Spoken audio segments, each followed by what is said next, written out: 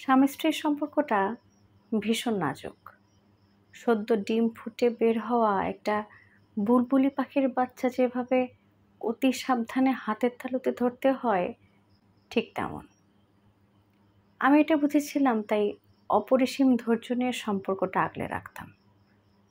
যেসব আচরণে মনে হতো নিজের আত্মসম্মান ভেঙে গুঁড়া গুঁড়া হয়ে যাচ্ছে, সেসবও দাঁতে দাঁত চেপে সহ্য করতাম। যখন আমার জাতীয় হৃদরোগে পোস্টিং হলো, তখনও আমি MS পাশ করে নিই, থিসিস পার্টে আছি। একজন স্যার প্রথম দর্শনেই আমার প্রেমে পড়ে গেলেন। মাঝে মাঝে মুঠোফোনে মেসেজ করতেন, উচ্চ মার্গীয় প্রেমের বাণী। আমি সেগুলো ডিলিট করে রাখতাম। স্বামীর নজরে পড়লে তুলকালাম হবে জানতাম। তবে মোবাইলের খুঁটিনাটি বিষয়ে আমি একটু ভোঁদাই কিসিমের। ডিলিট করা মেসেজ কোথায় জানি আবর্জনার মতো জমা হয়ে থাকে। সেটাই একদিন দেখতে পেয়ে উনি রাগে অগ্নিশর্মা হলেন।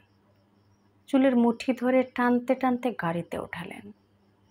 গন্তব্য হাসপাতাল। আজ তার একদিন কি স্যারের একদিন। মায়ের ধরন দেখে প্রোটো ড্রাইভার কাকুতি মিনতি করতে লাগলো। এদিকে আমি লজ্জায় ভয়ে সিটিয়ে রইলাম। মায়ের ব্যথা গায়েই লাগলো না।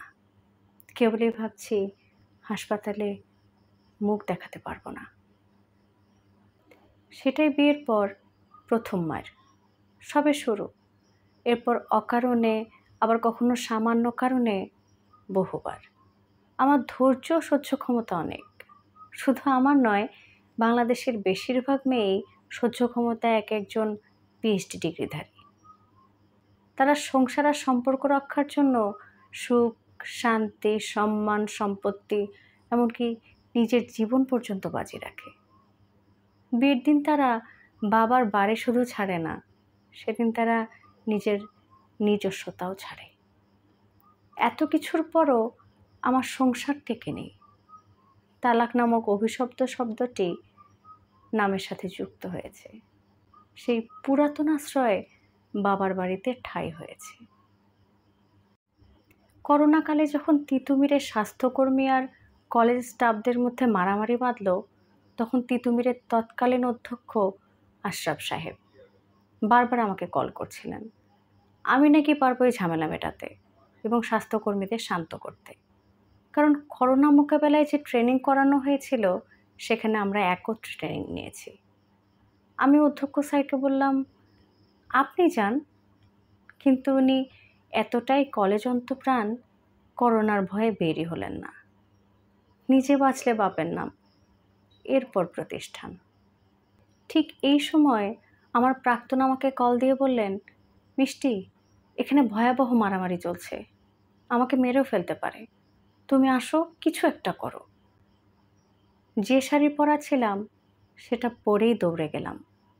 সম্পর্ক নয়, সম্পর্কের কঙ্কালকে বাঁচাতে। সে কিন্তু তখন আমার স্বামী নয়, তবু শ্যামলী থেকে তিতুমির। পরবর্তীতে এই একটি ঘটনার জন্য, এই একটি আবেগের জন্য ভয়ানক মূল্য দিতে হয়েছে। ষড়যন্ত্রকারীরা এই একটি ঘটনায় আমাকে ফাঁসিয়ে দিয়েছে। বিনা অপরাধে 3টি বছর জেল কেটেছি।